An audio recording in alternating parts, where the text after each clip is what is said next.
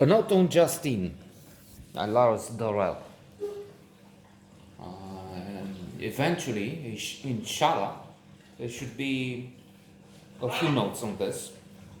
Well, at least a few on the Alexandria Quartet by Lawrence Durrell, because Justine is the first. It's four parts, a tetralogy, and Justine is just the first. I'm reading again Justine now, and Alhamdulillah, it's miraculous and good to find that this time I do have some elements I remember, because alas, on quite a few occasions, like the Wapshot Chronicle, I should make a note to talk a little about that tomorrow, by the way. There's little I can recall from the first week.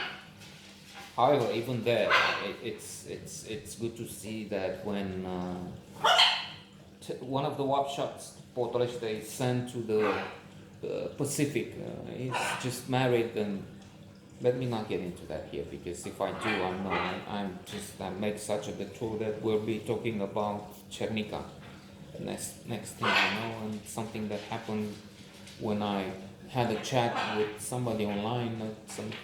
So you see, it's not going anywhere near this thing anyway. So if I'm supposed to talk about, what was it? Justine, let's try a little to stick to the plan. So, which is not what we do here. We're just having fun. It's games people play. It's not really serious. It's not like, wait, one of the lectures you should be watching, but I'm relieved to know that chances are nobody's here with us anymore. So it's just an inside joke, pretty much. Okay, so the atmosphere is fabulous. We're talking Alexandria, even if by the time we start Justine,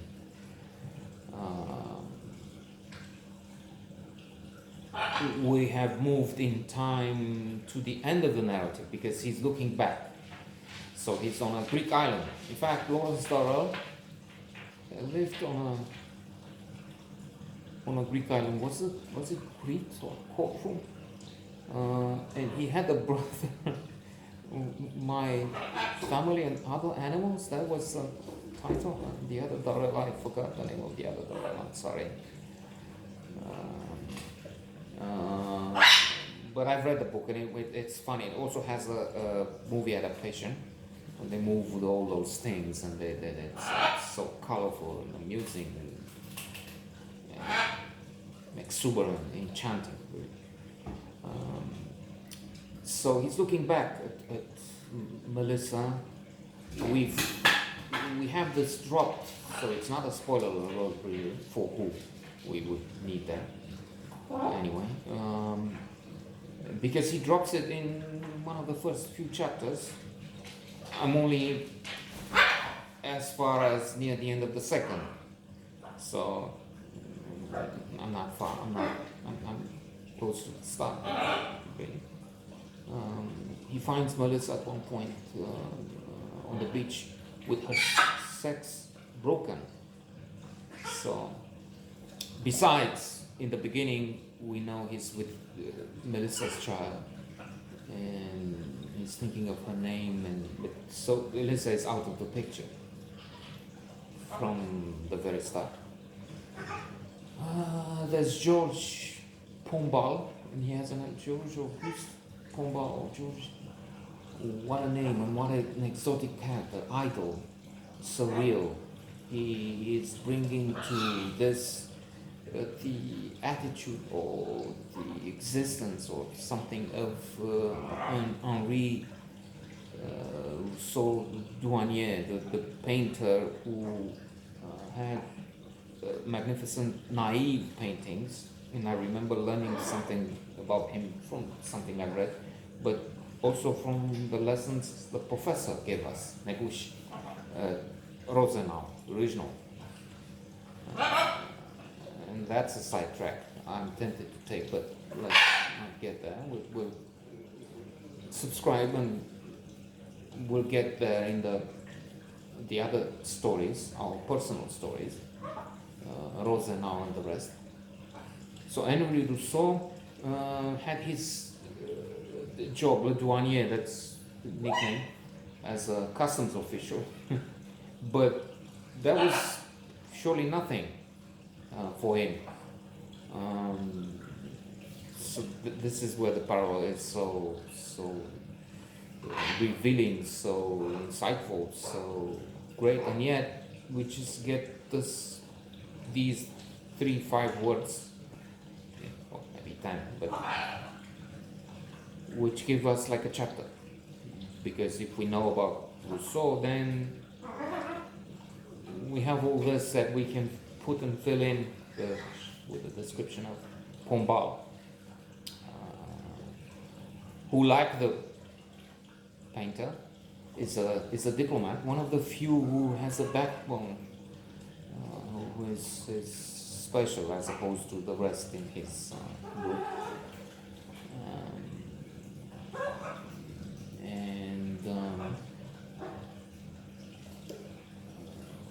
A womanizer, well, that's not so good, but then we're talking of a different age, the age of the male, maybe. And still, this is an ode to women. This is not just respectful to women, I'd say. 2 chapters into it, well, I can't remember again what I've read 8-10 years ago. So there's an homage there. Melissa is and Justine, and they're if not totally, but almost worship, I'd say. And Pombal, yeah. There's also Capodistria, da Capo, called that way because he had this immense wealth, and he would, and his representatives, I guess, suggest to women that they go to him or his house or his bed. Nobody took offense because everybody talks about money, something like that. It's this otherworldly atmosphere. Alexandria, I mentioned that, yeah, in Egypt.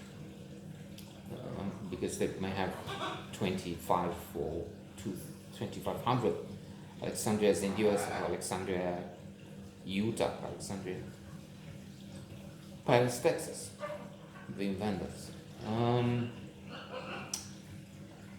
So there's so much. Indeed, there should be quite a few notes here. His Capodistria and his habit of going into town and doesn't care about money. He only spends. He doesn't have money with him, and he goes in during this day in shops and plays cards, and then his assistant the next morning takes the car and pays the debts. Because, and Capo, he's starting again. He has a sexual prowess which is legendary.